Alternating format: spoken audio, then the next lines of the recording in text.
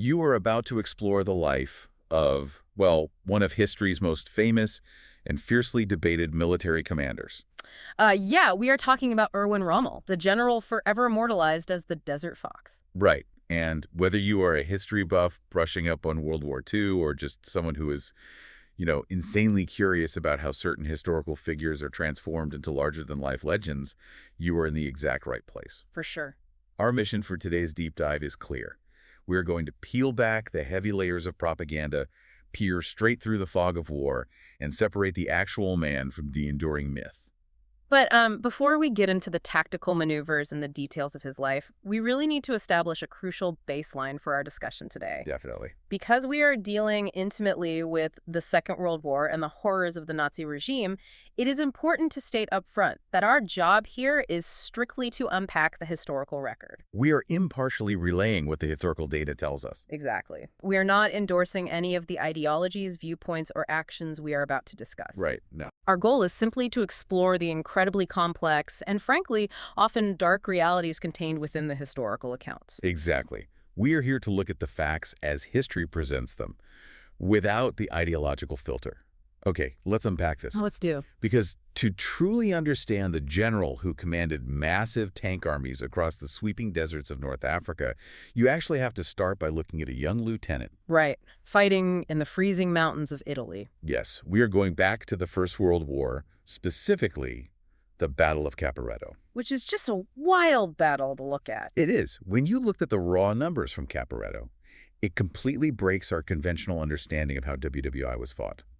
Over the course of a few days in October 1917, Rommel and a force of just 150 men managed to capture 81 guns and roughly 9,000 Italian soldiers. 9,000. And they pulled this off while suffering only 6 dead. It defies military logic. It really does. What's fascinating here is the why behind those numbers, because it sets the stage for everything he does later. Rommel wasn't just charging blindly into no man's land. He was essentially pioneering infantry infiltration tactic. Instead of fighting a static trench war. Exactly. He used the rugged, near-vertical terrain of alpine peaks like Colivrat to his advantage. He would slip past heavily fortified strongpoints, strike from entirely unexpected directions, and get right behind the enemy lines. And he was notoriously insubordinate even then. Right, absolutely. Like, he would frequently ignore his own commander's orders to hold a position simply because he spotted a fleeting tactical opportunity and decided to exploit it immediately. Precisely. And the Italian forces were taken so completely by surprise by these localized aggressive thrusts that they believed their entire defensive line had collapsed. Which led to mass surrenders. Exactly. This is the crucial insight here. What Rommel was doing was an early form of maneuver warfare. He realized that speed, surprise, and the psychological shock of appearing where the enemy least expects you are just as devastating as raw artillery firepower. It's essentially blitzkrieg without the tanks. That is a perfect way to put it. And that sheer audacity earned him the highest military honor of the German Empire, the Pour le Mérite. Which history buffs will know better as the legendary Blue Max. Right. So he carried that massive reputation back home, but the Germany he returned to during the interwar period was highly chaotic. It was effectively tearing itself apart with communist and right-wing uprisings. Yeah, it was a very volatile time. But there is a truly surprising contrast here. While stationed in areas like Lindau, Rommel was tasked with putting down communist riots. You would absolutely expect the aggressive combat commander to go in guns blazing. You would, but he actually resolved those conflicts bloodlessly. Really? Yeah, historical accounts show he used negotiation and the sheer force of his personality to restore order, rather than relying on bullets. That is surprising. He was at that point a moderate pragmatist navigating a time of extreme political radicalization, but it wasn't his peacekeeping that changed the trajectory of his life. It was his writing. Exactly. In 1937, he published Infantry Attacks, which was a detailed, highly readable tactical analysis of his WWI experiences. And it became a massive bestseller in Germany. It did. And crucially, a copy ended up on the desk of Adolf Hitler. Hitler was obsessed with military exploits, and he was highly impressed by the book. This completely changed Rommel's career trajectory. Because remember, Rommel wasn't part of the traditional Prussian military aristocracy. Right, he didn't have the von in his name. No. He was an outsider with a noticeable Swabian accent. But suddenly, because he had Hitler's personal favor, he was put in charge of Hitler's personal escort battalion during the invasion of Poland. Though being a glorified bodyguard was the last thing Rommel wanted, Oh, he hated it. He wanted to command a panzer division. despite serious pushback from the Army's personnel office. Yeah, they noted he had virtually zero experience commanding armored units. But Hitler's direct backing got him exactly what he wanted. Which rockets us right into the fall of France in 1940. Rommel takes command of the 7th Panzer Division, and this is where those WWI tactics come full circle. He wasn't inventing a new way to use tanks. He was taking the infantry infiltration tactics he perfected in the Italian Alps and applying them to armored vehicles. Yeah. He treated tanks like highly mobile mountain troops. Exactly. His instinct for speed translated perfectly to mechanized warfare, and he led from the very front, which terrified his own superiors just as much as it terrified the French. There is an incredibly vivid account from the crossing of the Meuse River that perfectly illustrates this. Oh, this is a great story. Right. So the French forces were pinning the Germans down with heavy suppressive fire, completely halting the construction of a vital pontoon bridge. Rommel doesn't wait in a command tent. He personally goes down to the water's edge. Grabs a light machine gun. Yes. Grabs a light machine gun to fight off a French counterattack, wades directly into the river, and physically helps the sappers, the combat engineers, lash the pontoons together himself. That brand of highly visible frontline leadership created an almost fanatical loyalty among his men. But it resulted in a division that moved with such blinding speed and unpredictability that they earned a legendary nickname. The Gespenster Division. Or the Ghost Division. Because no one knew where they were. Mm. Not the French, not the British, and a lot of the time, not even the German high command. Yeah, he had a habit of simply turning off his radio. Which is wild. Completely severing communications with his bosses and driving deep into enemy territory. It was a massive gamble every time. But in the context of the collapsing French army in 1940, it worked brilliantly.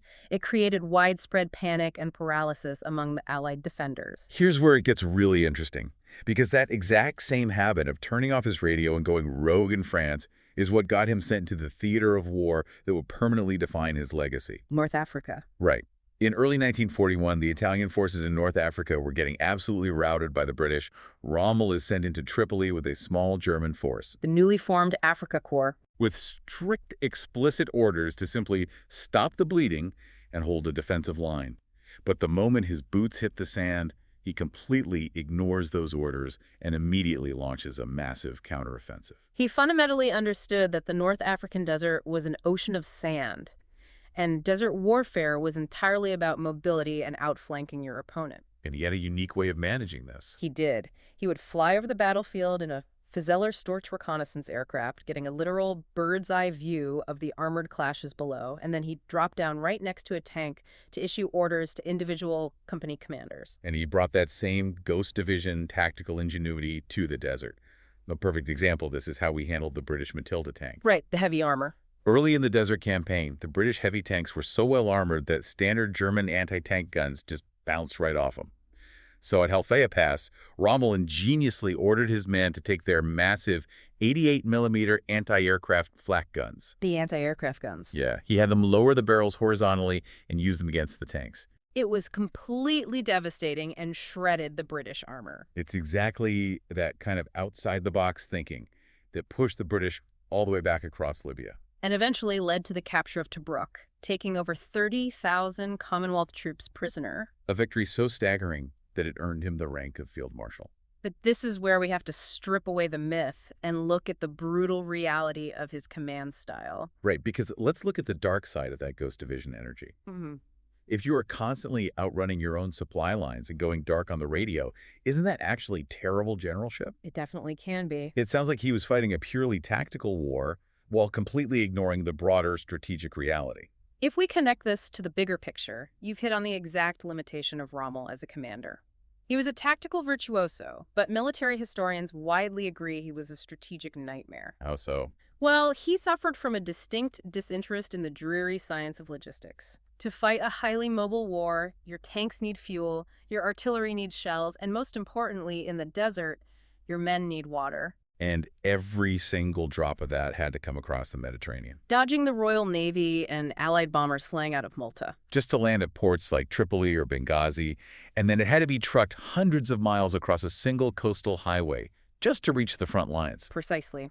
As Rommel pushed deeper and deeper into Egypt, chasing the British towards the Suez Canal, he stretched that logistical thread until it snapped. Right. He constantly fought with the Italian high command over those supplies, often blaming them for his own overextension.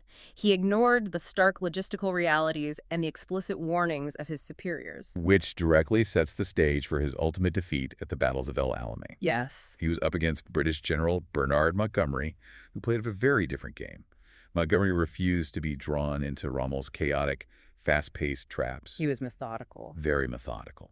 He meticulously built up a massive superiority in men, tanks, and air power, and basically ground the Afrika Korps down in a battle of attrition that Rommel couldn't possibly win without supplies. And when the British finally broke through the German lines, Hitler issued one of his infamous stand-fast orders, demanding Rommel fight to the last man. But Rommel hesitated, but eventually defied the order to save the remnants of his army. Initiating a long, agonizing retreat across North Africa. That retreat marked the beginning of the end for the Axis in Africa. Yeah. But we need to examine something that is absolutely central to the Rommel story before we leave the desert. It's the intense debate over how he conducted his war. A chivalry miss. Exactly. There's a very pervasive narrative that Rommel fought a clean war or a war without hate. And what is fascinating is that this wasn't just German propaganda. Winston Churchill stood up in the House of Commons and openly praised his military skill. And General George S. Patton avidly studied his tactics. And there is factual basis for this reputation within the military records, isn't there? There is. Rommel famously intercepted and then completely ignored Hitler's commando order. That order mandated the summary execution of any captured Allied commandos. Right, but Rommel ensured they were treated properly as regular prisoners of war. Furthermore, historical accounts from Black South African prisoners of war report that Rommel explicitly ordered they be housed and fed alongside white prisoners. Stating that brave soldiers should be treated equally. Yes. Veterans of the indigenous Maori troops from New Zealand noted similar fair treatment and respect for their combat skills. But history isn't just a collection of noble anecdotes. The records also force us to confront a much darker, inescapable reality. Because while he might have treated frontline enemy soldiers with military respect, his battlefield victories were directly securing territory for the machinery of the Nazi regime. This is the profound tension of his legacy. The historical record documents that as Rommel's forces advanced into North Africa, an SS unit led by Walter Raff was attached to his theater of operations. And Raff's Einsatzkommando was essentially a mobile SS death squad. Yes.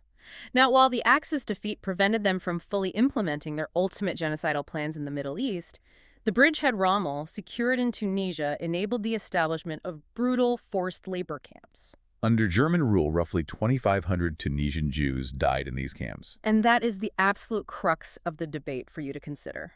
Can a general truly claim to fight a clean war if his tactical brilliance is precisely what paves the way for a genocidal regime to operate? It's a question military historians are still fiercely debating today. Right. Was Rommel blissfully ignorant of the Holocaust because he was hyper-focused on tank formations? Was he willfully blind? Or was he actively complicit by ensuring the rear areas were secure enough for the SS to carry out their atrocities? The historical consensus remains deeply divided on that. It does. There is a post-war CIA report suggesting Rommel angrily rejected Ruff's proposals when they met. Though other prominent historians argue that meeting couldn't have physically happened due to their respective geographical locations at the time. Exactly. But what is undeniably true is that his military successes created the geopolitical conditions for forced labor, torture, and robbery to occur in North Africa. He may not have been a fanatical, card-carrying Nazi ideologue, but he was an essential, highly effective instrument of their war machine. And that instrument was eventually recalled to Europe once the Allies drove the Axis out of Africa. Fast forward to 1944. Rommel is now tasked with defending France against the massive, inevitable Allied invasion. The Atlantic Wall. Right. He is put in charge of fortifying it, and immediately he butts heads with his superior, Field Marshal Gerd von Rundstedt. Rundstedt wanted to play a traditional strategic game. Hold the German panzer divisions inland, wait for the Allies to land, and then launch a massive, concentrated counterattack to crush them. But Rommel, having been bombed relentlessly by the Royal Air Force in the open deserts of Africa, completely disagreed. He understood that Allied air superiority was absolute. He argued that if the German tanks were held in reserve, Allied fighter bombers would utterly destroy them on the roads before they ever reached the coast. He believed the invasion had to be stopped in the water, right on the beaches. So he goes into absolute overdrive. He frantically fortifies the French coastline with millions of mines, flooded fields, and deadly anti-landing stakes planted in the sand. The ones the troops grimly nicknamed Rommel's Asparagus. Yes. But ultimately, he didn't have full operational control over the armored reserves. When D-Day finally happened on June 6th, Hitler slept in and hesitated to release the panzers. And Rommel's exact fears materialized. The Allies successfully secured their beachheads in Normandy. As the situation in France rapidly deteriorated, Rommel began looking for a way out, not just to save his own life, but to save Germany from total annihilation. The historical records show he became loosely involved with the military resistance against Hitler. Specifically, the conspirators of the famous July 20 bomb plot. Though it's important to note, he fundamentally disagreed with their methods. Rommel initially opposed assassinating Hitler. He was incredibly pragmatic. He feared an assassination would either trigger a bloody civil war or turn Hitler into a martyr for the fanatic hardliners. Instead, his plan was to use his loyal army units to arrest Hitler, put him on trial to expose the regime's crimes to the public, and immediately sue for peace with the Western Allies. But then a dramatic twist of fate permanently removes him from the board. On July 17, 1944.